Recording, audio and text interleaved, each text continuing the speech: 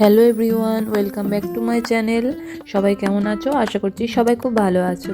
আমার চ্যানেলের আরেকটা নতুন ব্লগে তোমাদেরকে অনেক অনেক স্বাগত জানাই।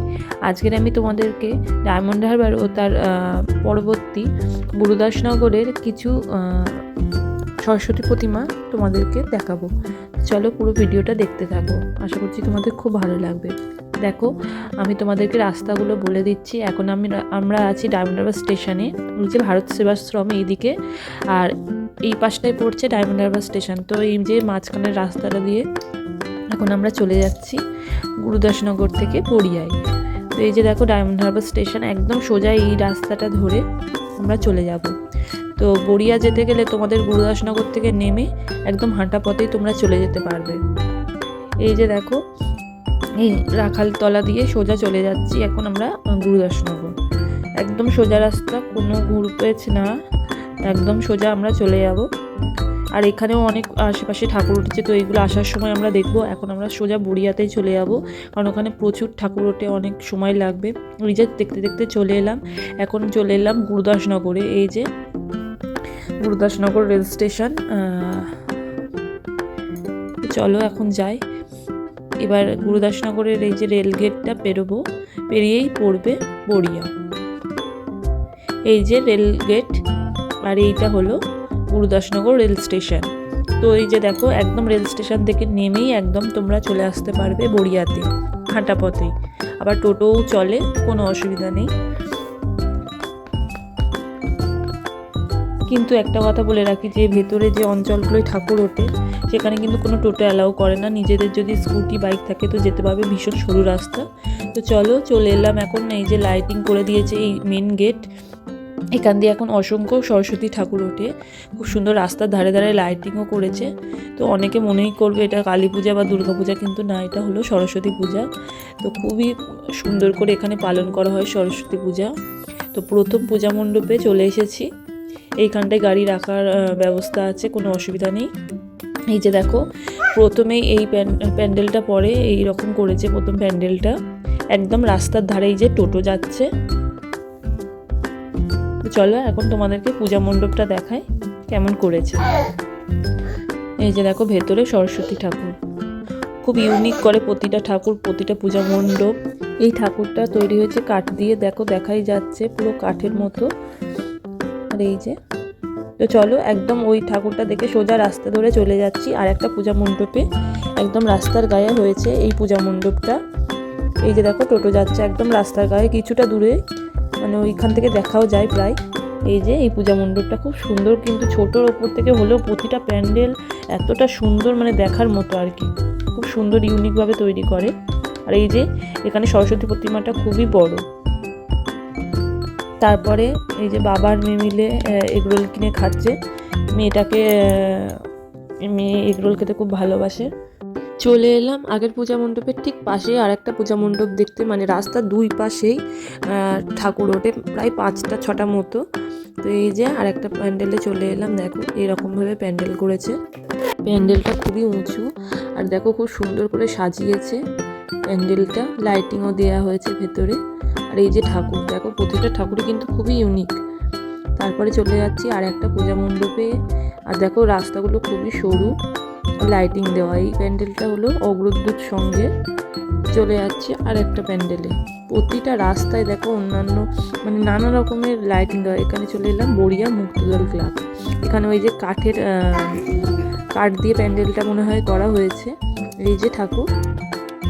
এরপরেই চলে এলাম বড়িয়া নবমিলনী। আর এখানকার থিম হচ্ছে বাউল, মানে নগর বাউল। এই যে মানে বাউল সম্প্রদায়ের থিমটা এখানে তুলে ধরেছে।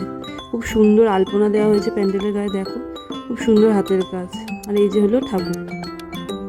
আর একটা পূজা মণ্ডপে চলে যাচ্ছি। দেখো মানে এরকম সরু রাস্তার ভেতর দিয়ে অসংখ্য ঠাকুর ওঠে, আর পুরো রাস্তাটা এরকম লাইটিং দিয়ে সাজানো হয়, বিভিন্ন রকমভাবে সাজানো হয় রাস্তাগুলো। এই যে শিবাজি সঙ্গে, এখানে মাদুর, গামছা, কুলো, তারপরে গাছকৌটো, এইসব দিয়ে প্যান্ডেল করা হয়েছে।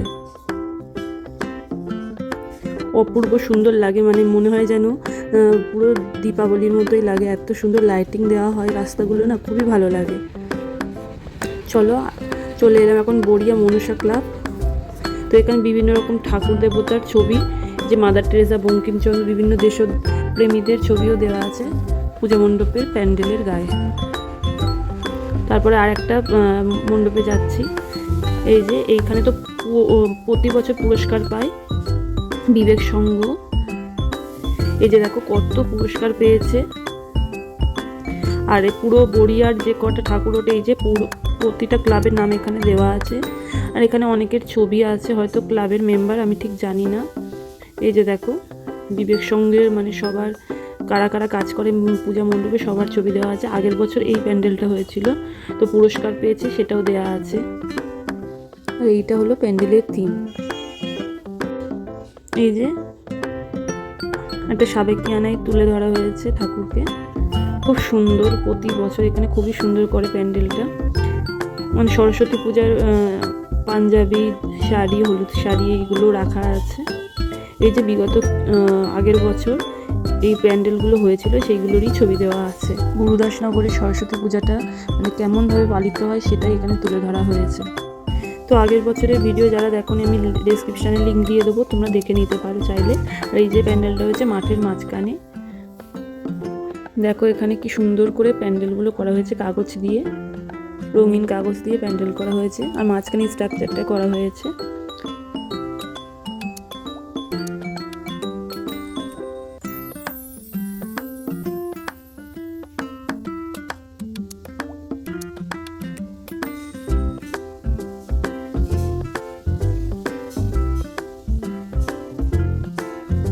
এবার চলে এলাম বড়িয়া উদয় সঙ্গে। এখানে শিবলিঙ্গ করা হয়েছে প্যান্ডেল।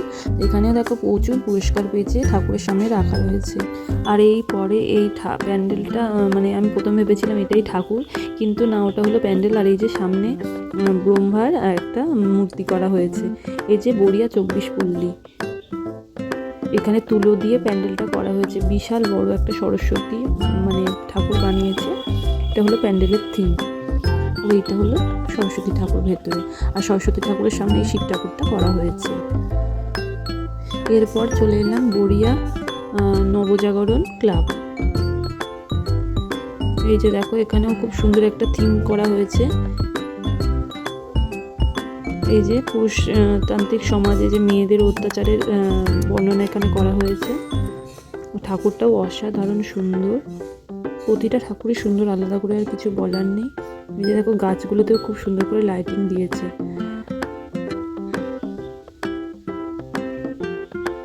আর এখানেও দেখো ছোটোর উপরে প্যান্ডেল করেছে, কিন্তু অনেক খেলোয়াড়ের ছবি দেওয়া আছে বাইরে, পূজা মণ্ডপের বাইরে।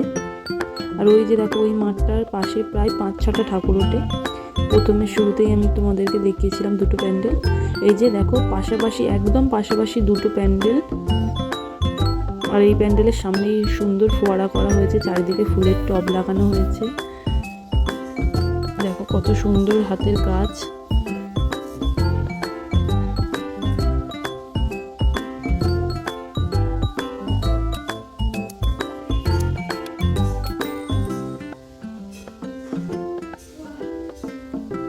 তো চলো, এই প্যান্ডেলটা তো দেখানো হয়ে গেল। এবার ঠিক ওই প্যান্ডেলের পাশেই এই প্যান্ডেলটাও তোমাদেরকে দেখিয়ে নিই। দেখো কতটা উঁচু করা হয়েছে প্যান্ডেলগুলো, প্রতিটা প্যান্ডেল মানে মাথা উঁচু করে তোমাদেরকে দেখতে হবে। আর এই যে দেখো সামনে, এই যে খুব সুন্দর করা হয়েছে।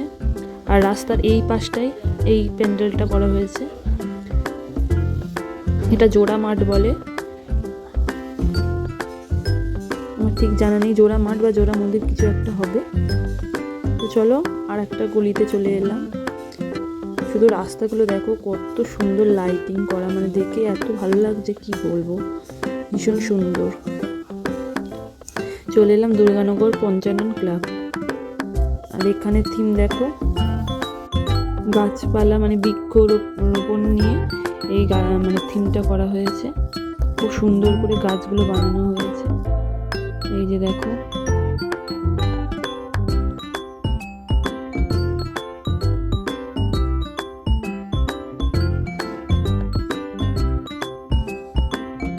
খুব সুন্দর হাতের কাজ, গাছগুলো বানানো হয়েছে খুব সুন্দর।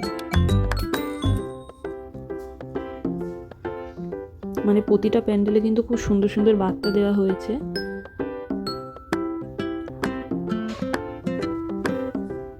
এই প্যান্ডেলটাও প্রচুর পুরস্কার পায়, আমি তোমাদেরকে প্যান্ডেলের শেষে দেখাচ্ছি।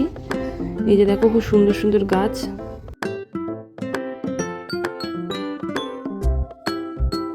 এখানেও ঠাকুরটাও করা হচ্ছে গাছের আদলে, দেখো পুরো গাছের কাঠের মতো ঠাকুরটা বানানো হয়েছে। এখানে পাখি করা হয়েছে, খুব সুন্দর হাতের কাজ। দেখো পুরো গাছেতেই যেন ঠাকুর। আর এখানে অনেক কিছু সাজানো হয়েছে, এখানে পেন্টিং করা আছে কাঠের ওপর। ওই যে দেখো সামনে কত প্রাইজ পেয়েছে এই ক্লাব। তো চলো আর একটা পূজা মণ্ডপে যাই। রাস্তাগুলো এত সুন্দর লাগছে, মানে আমি একটু ওই জন্য তোমাদের সঙ্গে শেয়ার করছি। চলে এলাম বড়িয়া অগ্রণী সঙ্গে। আর এইখানটায় এইরকমভাবে প্যান্ডেলটা করেছে, স্ট্যাচু অফ লিবার্টি মনে হয় এটা করা হয়েছে। এখানে সরস্বতী ঠাকুর, এখানেও অনেকগুলো প্রাইজ পেয়েছে। খুবই উঁচু ছিল প্যান্ডেলটা। এরপরে চলে এলাম বড়িয়া শীতলা সঙ্গে, এখানকার থিম করেছে বদ্রীনাথ ধাম। এই যে দেখো কতটা সুন্দর লাগছে। আর এই সামনে পুরস্কারগুলোও রাখা রয়েছে। প্রতিটা প্যান্ডেলে, প্রায় সমস্ত প্যান্ডেলে কিন্তু পুরস্কার একবার না একবার পেয়েছে।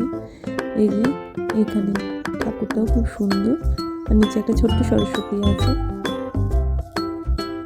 চলে এলাম কালীনগর শ্মশানপাড়া মহিলা বৃন্দে।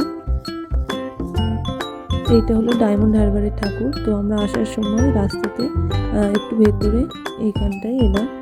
ঠাকুরটা জাস্ট অসাধারণ। এরপর চলে এলাম কালীনগরে আর একটা ঠাকুর দেখতে, হালদার পাড়ার। তো এই যে রাস্তা অনেক দূর ভেতরে, মেন রাস্তা থেকে কিছুটা ভেতরে। আর এই যে পুরোটা রাস্তা লাইটিং দিয়ে সাজানো হয়েছে। আমরা সবাই ক্লাব 25তম বর্ষ। আর ঠাকুরটা কিন্তু খুবই সুন্দর, খুবই বড় ঠাকুর। বাড়ি ফেরার সময় আমাদের পাশের গ্রামেরই দুটো পাশাপাশি ঠাকুর উঠেছে। তো সেই ঠাকুর দুটোও চলো তোমাদেরকে দেখিয়ে দিই। খুবই সুন্দর করেছে দুটো ঠাকুর একদম পাশাপাশি। তো এই হলো প্রথমটা, খুব সুন্দর করেছে প্যান্ডেলটা, ঠাকুরটাও খুবই সুন্দর হয়েছে। আর এই হলো আরেকটা ঠাকুর একদম পাশেই। ঠাকুর দুটোও খুব সুন্দর হয়েছে, ছোটোর উপর থেকে খুব ভালো হয়েছে। তো চলো আজকের ভিডিওটা এখানেই শেষ করছি। কেমন লাগলো তোমরা কমেন্টে জানাবে, যদি ভালো লাগে একটা লাইক করো। আর কোন প্যান্ডেল, কোন সরস্বতী ঠাকুরটা তোমাদের খুব ভালো লেগেছে সেটা কমেন্টে জানিও। তো চলো সবাই খুব ভালো থেকো, দেখা হবে খুব তাড়াতাড়ি পরে একটা ব্লগে।